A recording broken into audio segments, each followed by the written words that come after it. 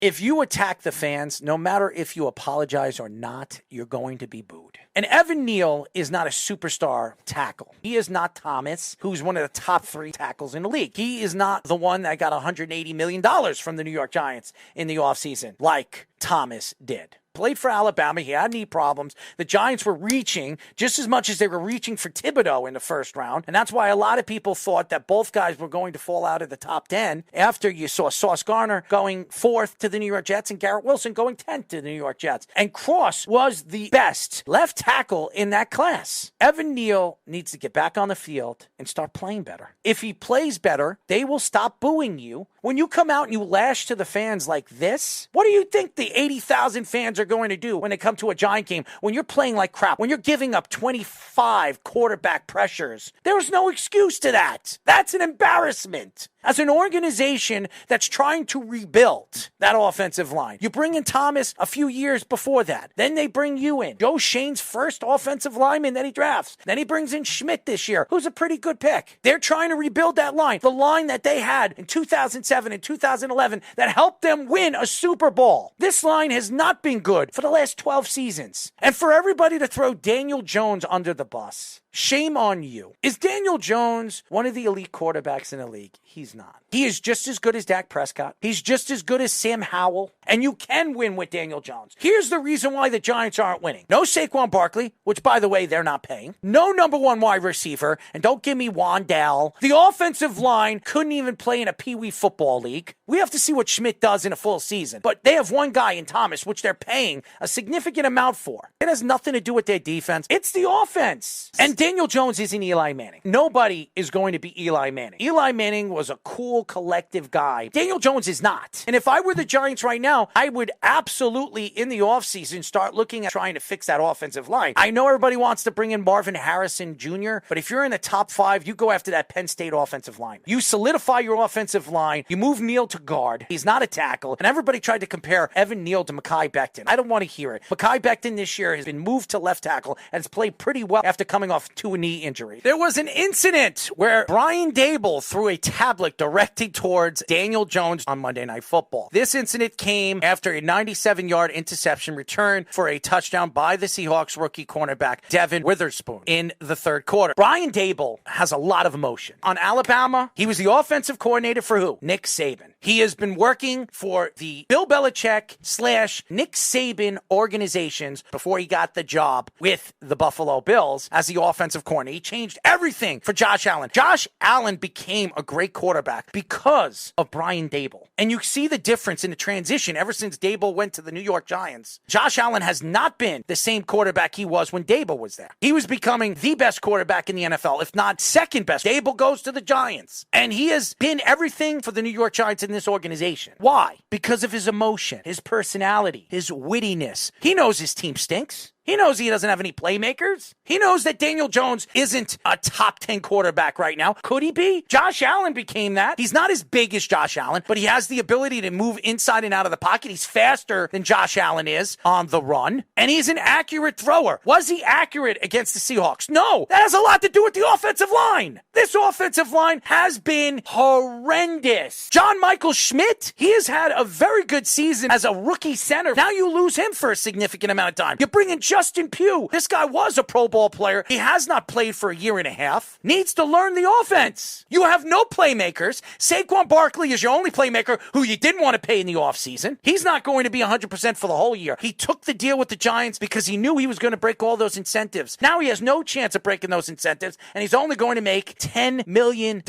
this year. Darren Waller can never stay healthy, and no number 1 or number 2 wide receiver. Who is competent on that roster? Jalen Hyatt? He makes a play once or twice, and then all of a sudden, pot hands. It seems like every single player that the Giants draft have pot hands. They go to other organizations and they become stars. Evan Ingram being one of them. This team is not good. So when you have a coach going out there showing enthusiasm that he's trying to win these games where he knows he's going to get blown out, the New York Giants are a giant hemorrhoid to a guy like Brian Dable. If you have a hemorrhoid, you have problems sitting. You have to sit on a round pillow because you can't put any pressure on it. That's what the New York Giants team is to Brian Dable right now.